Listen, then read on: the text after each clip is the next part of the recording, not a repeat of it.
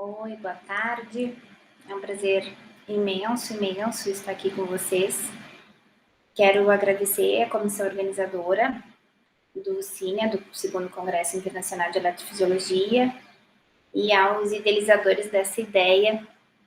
Fica os parabéns gigantes pela iniciativa e por essa mudança, em função do cenário atual. Espero que em 2022 nós possamos estar juntos. Então, como eu fui apresentada, eu sou Michele, sou professora da Universidade Federal de Santa Maria, aqui no interior do Rio Grande do Sul, e eu quero conversar um pouquinho com vocês sobre o porquê que os potenciais evocados auditivos podem ser úteis na população adulta e idosa, e um pouco do que eu vou compartilhar com vocês é fruto do que eu vivo no grupo de pesquisa que eu oriento, o GEAC, que é o Grupo de Eletrofisiologia da Audição e Avaliação Comportamental, onde eu reúno todos os trabalhos, os trabalhos que eu oriento, TCC, iniciação científica, mestrado e doutorado, e os cursos de pós-graduação, então, do programa de pós-graduação em distúrbios da comunicação humana, aqui da nossa universidade, no interior do Rio Grande do Sul. Para, então, darmos início, é muito claro na literatura, que com o passar da idade, com o envelhecimento, a gente tem redução de habilidades cognitivas, de inteligência fluida, de memória de trabalho. E uma das causas mais comuns dessas características é a desaceleração geral que nós apresentamos em função da velocidade do processamento da informação. E essa desaceleração, ela pode ser medida em respostas comportamentais, em respostas fisiológicas e em diferentes tarefas, tanto no adulto quanto no idoso. E essa desaceleração, normalmente ela é relacionada à redução de substância branca e substância cinzenta que acontece em função do envelhecimento. Esse processo fisiológico que o envelhecimento traz, ele é relacionado com a desmielinização dos neurônios, e essa desmielinização, ela faz com que o tempo de transmissão axonal entre os neurônios fique alongada, fique mais demorada. E o próprio neurônio, ele tem uma responsividade reduzida. Então, por isso, o alongamento, o prolongamento desses tempos. E na rotina, como que normalmente a gente avalia a via auditiva central desses adultos e desses idosos?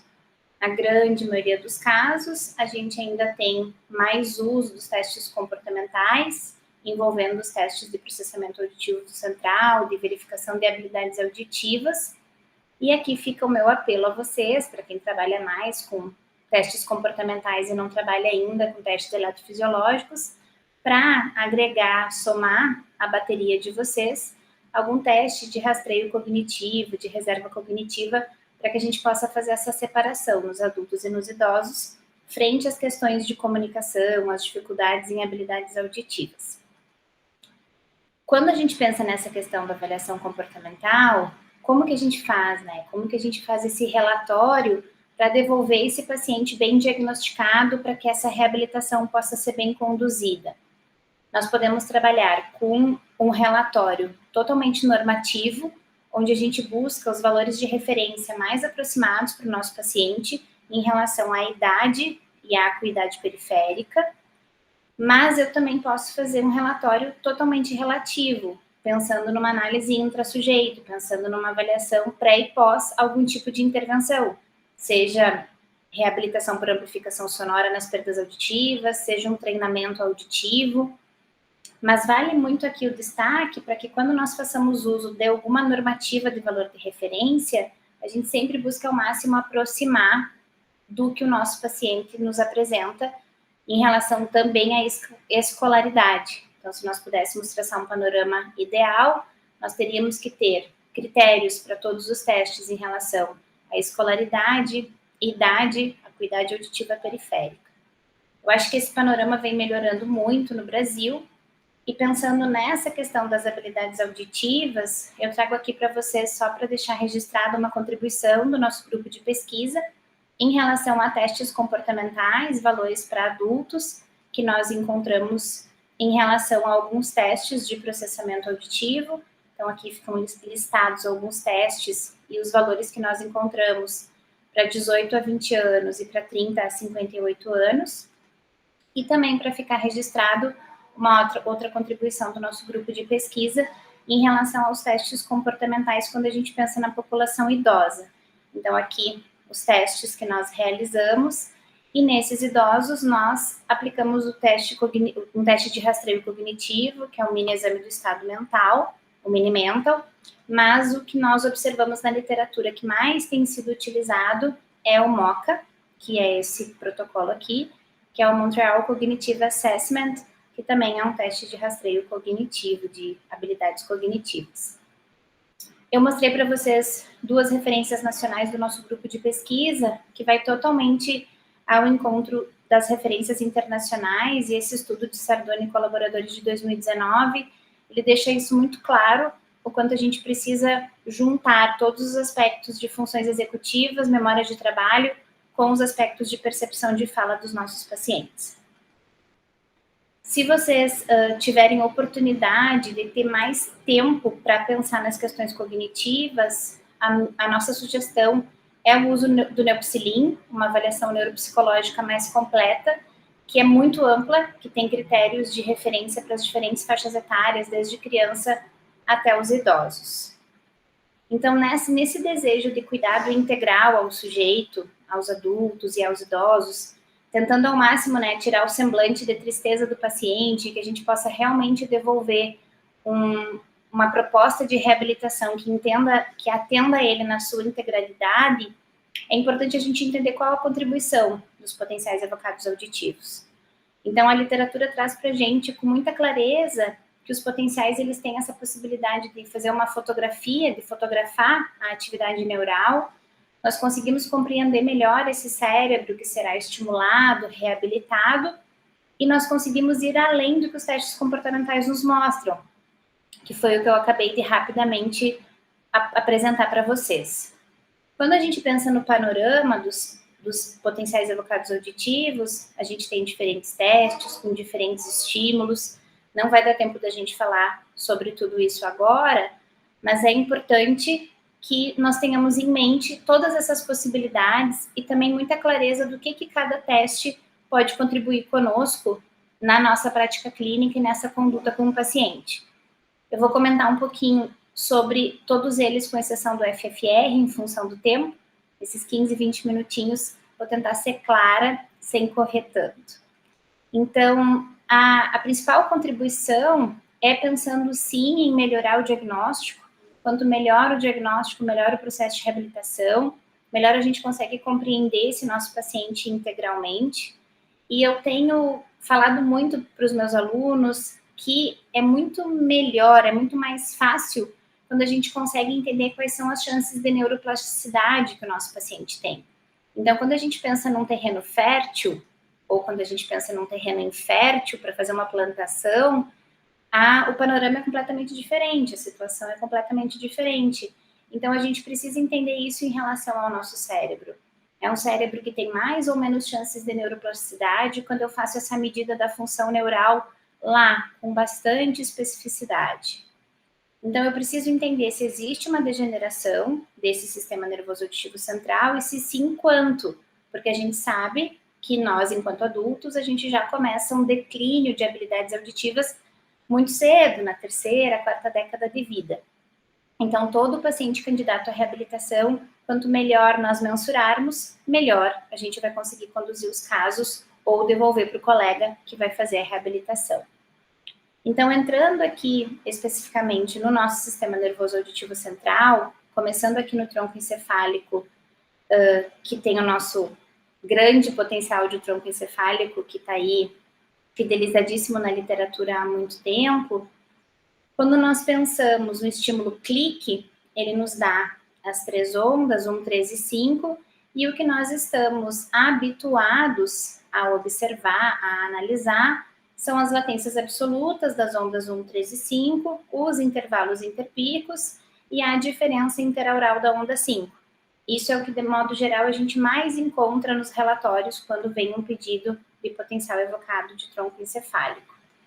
O que eu quero trazer uma reflexão aqui para vocês e que a gente possa começar a estudar mais e melhorar essa análise é em relação à amplitude das ondas, já no potencial de tronco encefálico. Eu acredito muito que a gente precisa entender melhor o tamanho dessa resposta de atividade elétrica neural e não só o tempo que ela demora, que ela tem para acontecer nessas diferentes regiões cerebrais. Nos potenciais mais altos, é mais comum nós fazermos a medida da amplitude. Então, o meu pedido aqui é para que a gente possa refletir, pesquisar mais e ter valores mais concretos para conseguir fazer essas análises de amplitude. Esses traçados que eu vou compartilhar com vocês são traçados das pesquisas que nós estamos realizando agora, desde que nós voltamos à presencialidade em julho, então são casos atendidos por nós agora recentemente.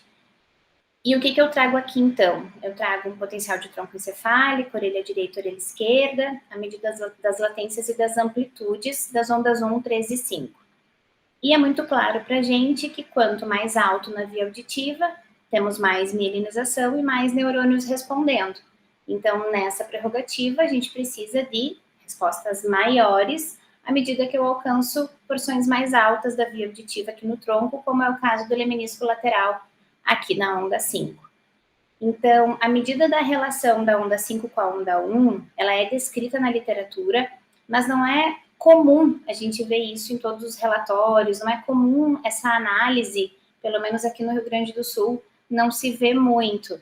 Então, nós estamos fazendo essas análises na ideia de entender se realmente a onda 5 ela está conseguindo produzir uma atividade sináptica maior lá no lemnisco em relação ao que a gente observa na onda 1, lá na porção distal do nervo.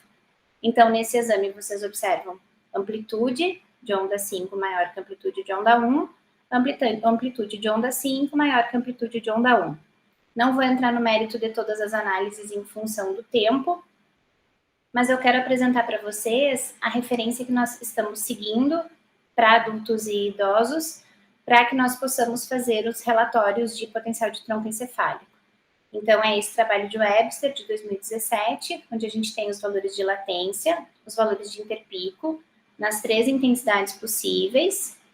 E o destaque que eu trago aqui, então, é para as análises de amplitude, que tem os valores de amplitude da onda 1, da onda 5, mas principalmente o que eu destaquei aqui, essa razão da onda 5 em relação à onda 1, e destaquei o 80, que normalmente é a intensidade que a gente faz a pesquisa do protocolo neurológico.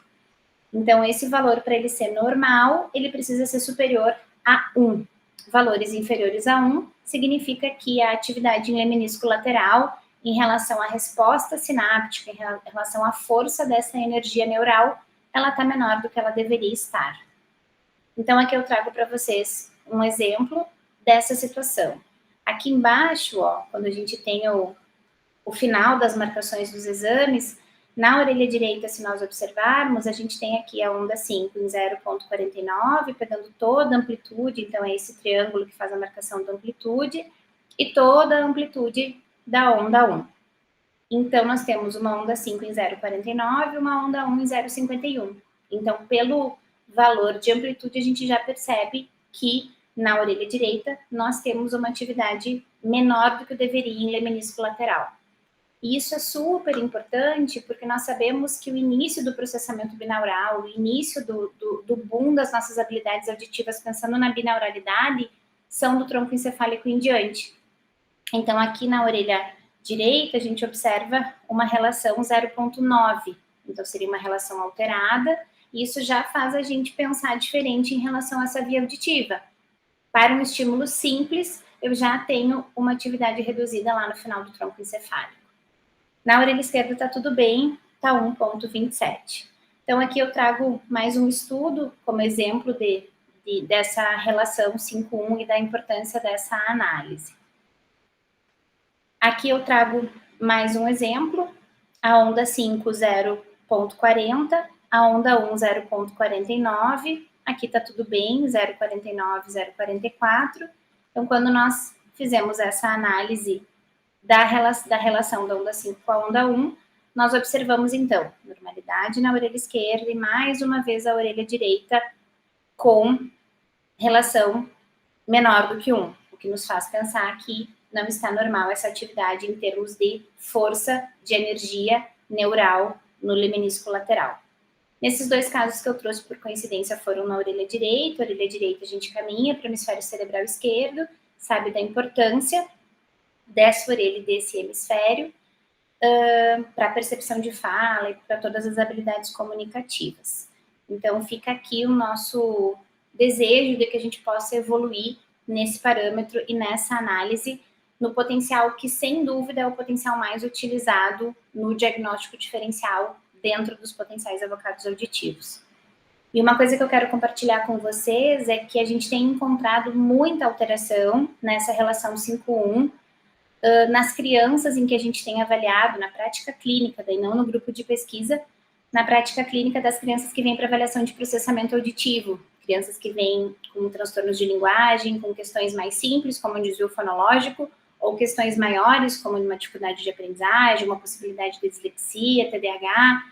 Então, a gente tem observado essa relação 5-1 com alteração, fazendo, então, nós pensarmos que essa via auditiva precisa, então, de um estímulo melhor e maior para ajustar a atividade sináptica em lemnisco, para que isso possa seguir na via auditiva nas porções mais altas, pensando nas questões da binauralidade, da importância disso para a binauralidade.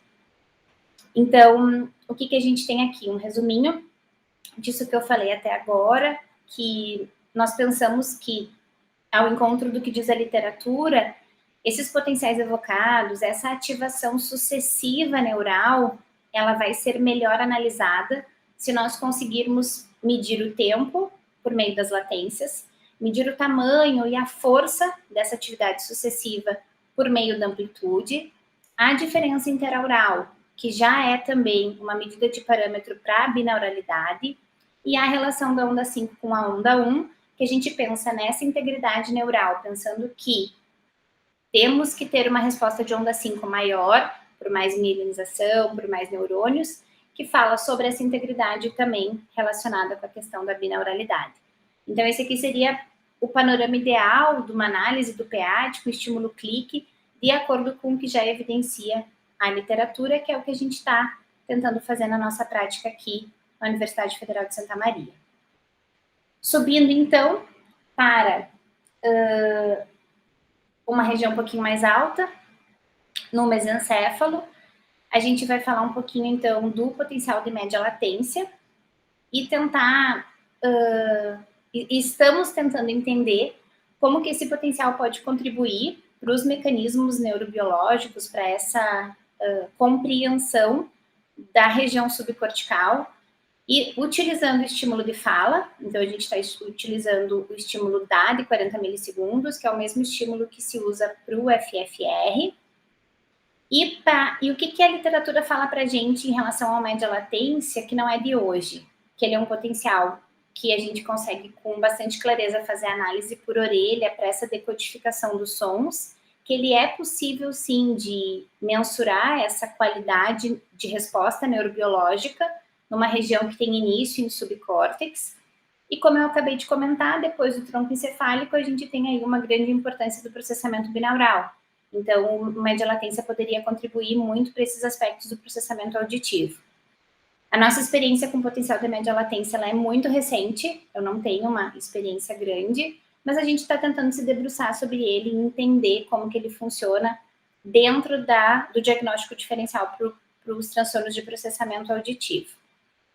E então, em 2015, esses autores comentaram já que o média ele poderia ser e é uma ferramenta importante para esse gerenciamento das questões da dificuldade de comunicação. E eles destacam nesse estudo o público que é da nossa conversa aqui, que são os adultos e os idosos, exatamente com o foco que a gente trouxe, que é a importância de avaliar melhor para uma reabilitação mais eficaz. Então, nesse sentido, o que nós estamos tentando fazer aqui nas nossas pesquisas, e esse traçado aqui ele também é nosso, dos nossos pacientes.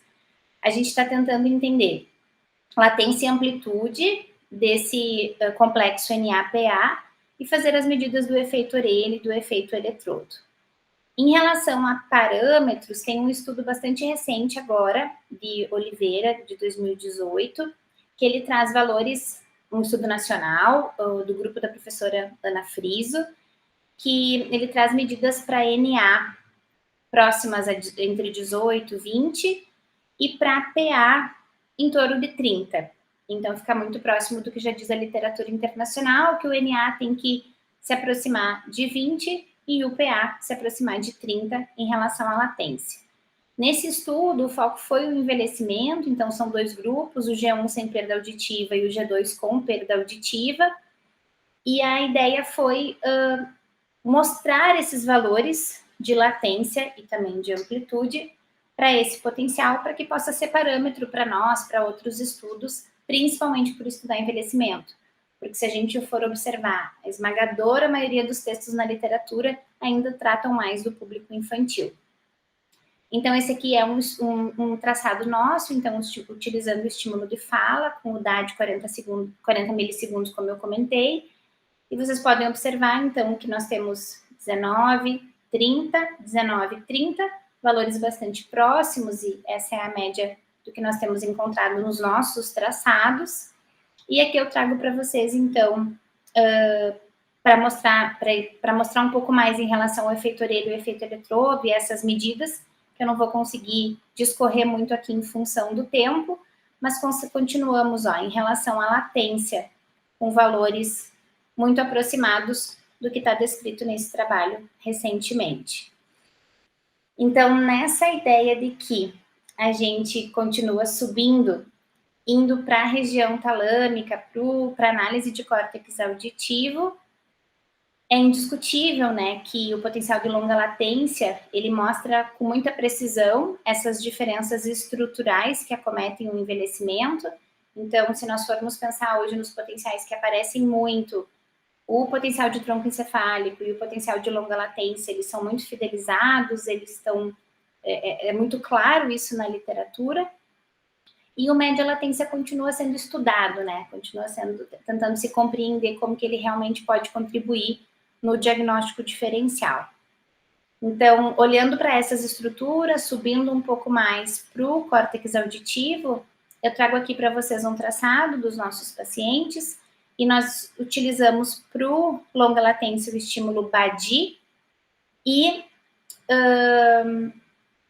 nós temos aqui, então, P1N1, P2N2 e o potencial P300 e as medidas de latência e amplitude.